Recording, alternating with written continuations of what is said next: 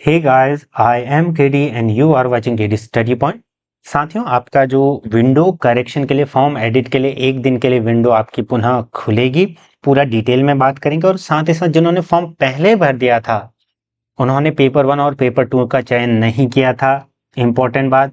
दूसरा, जिन्होंने फीस ज़्यादा दी थी 2360 के समथिंग, उनका रिफंड होगा या नहीं होगा, कैसे चीज़ें वर्क करेंगी, आगे क्या प्रोसेस होगी, उसके बारे में डिटेल से बात करेंगे। वीडियो को पूरा जरूर देखिएगा, एक एक पॉइंट को मैं जो है क्लियर करने का प्रयास करूंगा। देखिए, अगर आपको पीवाईक्यूज अन्य सॉलिड पेपर चाहिए तो आप चैनल पर जाकर देखिए, अलग से प्लेलिस्ट बनी हुई है, सारे पेपर आपको मिल जाएंगे मोस्टली। और इनकी पीडीएफ आपको टेलीग्राम ग्रुप पर फ्री ऑफ कॉस्ट मिल जाएगी। आप हमारे मेन ग्रुप पर जाना। पिछले साल के जो 2024-2023 के जुलाई अगस्त सितंबर में, क्योंकि जनरली इसी मंथ में, इन्हीं मंथों में क्या होते हैं, पेपर होते हैं बीएड एंट्रेंस के, तो वहां पर देखना आपको सारे मिल जाएंगे, श्रीदेव सुमन के, केयू के और एसएचजेयू के। ठीक। और दूसरा बात, हमारे चैनल पर लाइव क्लासेस चल रही हैं जहां पर हम गूगल मीट में लाइव हम पेपर पीवाईक्यूज हल करते हैं, इंपॉर्टेंट क्वेश्चन पर डिस्कस करते हैं। अगर आप जुड़ना चाहते हैं तो जल्द से जल्द जुड़े, क्योंकि फिर उसके बाद कोई उसका मतलब नहीं रहेगा। 10-15 दिन में भी आप जितना सीख पाओगे, क्योंकि 10-15-20 नंबर से ज़्यादा आप गेन कर पाओगे, अपना जो स्कोर है उससे ज़्यादा बढ़ा पाओगे अगर ये चीज़ें करोगे तो। अगर आप जुड़ना चाहते हैं तो मेंबरशिप ज्वाइन करें, वहाँ पर आप देख लेना जिस प्रकार की भी मेंबरशिप आपको चाहिए। मैं जनरली रिकमेंड करता हूँ 59 to 89, बट ये आप पर डिपेंड है, उस आपके हिसाब से। दूसरा, देखिए, अब जो मेन बात आती है कि ये जो मैसेज है वो आया किसको है। देखिए, ये मैसेज एक छात्र छात्रा को आ रखा है जिन्होंने फॉर्म पहले ही भर दिया होगा। ठीक है। तो विंडो करेक्शन जो आपका होगा 31 अगस्त 2025 को ये आपका खुलेगा। उसमें आप सारी डिटेल्स जो जो भी चेंज करने होंगे वो कर लीजिएगा। उसके बाद आपको पुनः सबमिट करना पड़ेगा। ठीक है। आपको सूचित किया जाता है कि बीएड एंट्रेंस पोर्टल में आपके द्वारा सब्जेक्ट 1 और 2 का चयन नहीं किया गया। अब देखिए, इसमें भी दो चीजें हैं, सब्जेक्ट 1 और सब्जेक्ट 2, यानी कि पेपर 1 और पेपर 2 में भी आपका पेपर 1 में आपको चूज करना था हिंदी या अंग्रेजी में से।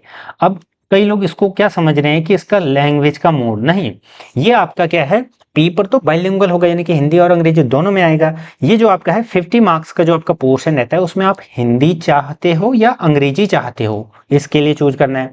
और दूसरा, ऑप्शनल पेपर के लिए, जिसमें आपको आर्ट्स, साइंस और तीसरा कॉमर्स वाले अपने हिसाब से क्या करेंगे, चूज करेंगे। यानी कि जिनके ग्रेजुएशन में आर्ट्स सब्जेक्ट थे, बीए वगैरह कर रखा था, वो आर्ट्स चुनेंगे।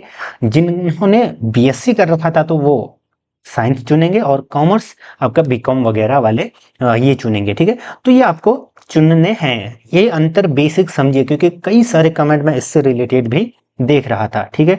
तो 31 तारीख को आपको क्या करना पड़ेगा, जैसे ही ये विंडो खुलेगी आपको फिर से लॉगिन करना है अपनी आईडी जो भी आपके पास थे, पासवर्ड ईमेल के थ्रू, एंड देन फिर ये एडिट करना होगा सारी डिटेल्स। ये चयन नहीं किया तो चयन करेंगे, और पुनः सारी चीजें सबमिट करने के बाद आप फाइनल सबमिट पुनः करेंगे। ठीक है। उसके बाद ही आपका एडमिट कार्ड प्राप्त होगा, ये इनके द्वारा यहाँ पर कहा गया है। देखिए, विडंबना ये भी है कि ये सारी गलतियां किसकी है, समर्थ टीम की। आपने तो भाई पूरा मेहनत से अच्छे से फॉर्म भरा था केयरफुली, लेकिन इन्होंने ही ऑप्शन नहीं दिया था। फिर उसके बाद कुमाऊं यूनिवर्सिटी हम गए, वहां पर भी देखिए फीस के रिगार्डिंग बात करें तो वहां पर भी फीस कम हुई। ठीक है। तो ये सारी चीजें, बहुतों ने कॉल भी किए होंगे समर्थ टीम को, तो यहाँ पर ये ऑप्शन भी आ गया था। तो देखिए, सभी ने प्रत्यक्ष और अप्रत्यक्ष रूप से अपना योगदान दिया था। कई लोग मुझसे पर्सनली पूछ रहे थे कॉल के माध्यम से, अन्य जगह से, तो मैंने भी पूरी कोशिश की थी। ठीक है।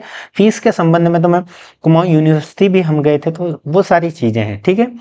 बाकी मैंने बता दिया कि क्या क्या चीजें होंगी। दूसरा, फीस के संबंध में अब देखिए, जो मेन बात है कि फीस का क्या सीन आपका होगा।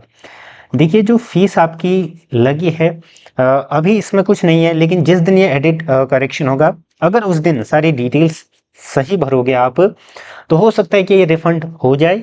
अदरवाइज जिन्होंने अभी पहले ज्यादा फीस दे रखी है वो चिंता बिल्कुल मत करो, काउंसलिंग के टाइम पे आपको फीस नहीं लगेगी।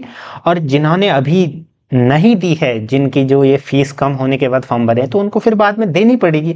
तो इसमें ऐसा तो है नहीं कि आपके पैसे जाया जा रहे हैं। अगर आप बाद में भी काउंसलिंग करवाओगे, क्योंकि आप बीएड एंट्रेंस दे रहे हो तो काउंसलिंग तो करवाओगे ही ना। एडमिशन आपको लेना ही होगा, 1 साल का आप वेट थोड़ी करोगे। तो ये चीजें हैं, तो आपका वहां एड ऑन हो जाएगा, वहां आपको फीस पे नहीं करनी पड़ेगी। इन केस अगर आप काउंसलिंग भी नहीं करवाते हैं तो फिर उस समय पता चलेगा कि आपका रिफंड वापस होगा। ठीक, इसके लिए आप क्या करना, जब ये विंडो एडिट करेक्शन की विंडो खुलेगी, या ये तो आप अभी भी कर सकते हैं, लॉगिन करके आपका जो बैंकिंग डिटेल्स हैं उनको सही से भर लीजिएगा। ठीक है, बैंकिंग डिटेल्स सारी चीजें, आईएफएससी कोड, अकाउंट नंबर, नाम, मोबाइल नंबर, सारा अच्छे से भर लो। ये अभी भी अपडेट हो रहा है, मैंने लॉगिन करके चेक कर रखा है। इससे क्या होगा कि मान लीजिए आप काउंसलिंग नहीं करवाते हैं तो आपका जो रिफंड है वो आपके खाते में आएगा। ठीक है, इसके रिगार्डिंग हम आगे भी बात करेंगे, लेकिन ये चीज आप अभी कर सकते हैं। ठीक है, बाकी मैंने लगभग सारी चीजें बता दी हैं आपको कि क्या चीजें करनी है, डूज एंड डोंट्स के बारे में। तो जल्द से जल्द चैनल से जुड़ें, और आपको PYQ जरूर देखने हैं, कस स्ट्रेटजी, बहुत सारी वीडियोस हमने बना रखी हैं। जुड़े रहें, धन्यवाद।